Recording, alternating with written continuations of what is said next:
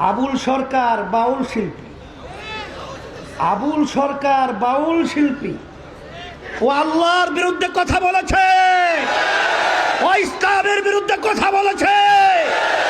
আর তার পক্ষে আজকে বাংলাদেশের ভিতরে বিএনপির মহাসচিব কথা বলছে। আমরা ধিক্কার জানাই, আমরা প্রত্যাখ্যান করছি।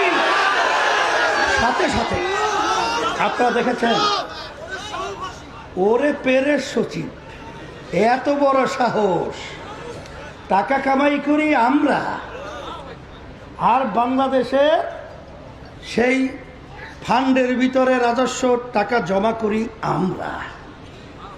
আর আজকে আল্লাহর বিরুদ্ধে যখন কথা বলেছে, বাংলাদেশের কলেমাগো মুসলমান যখন এর বিরুদ্ধে অবস্থান তৈরি করেছে, পেরের সচিব নাকি বক্তব্য রাখে যে তাদেরকে অ্যারেস্ট করার জন্যে। পরিষ্কারভাবে বলছি, আল্লাহর বিরুদ্ধে, আল্লাহ রসুলের বিরুদ্ধে, ইসলামের বিরুদ্ধে সে যে হোক, ওদের বিরুদ্ধে আমাদের আওয়াজ তুলতে হবে, ওদের নরনীতি ধরতে হবে, ওদের বাংলা জমিতে উত্থান করতে হবে। এই জন্য আমি সকলকে উদাত্ত আহ্বান জানিয়ে শেষ করছি। এই কথা থামো, শোনো,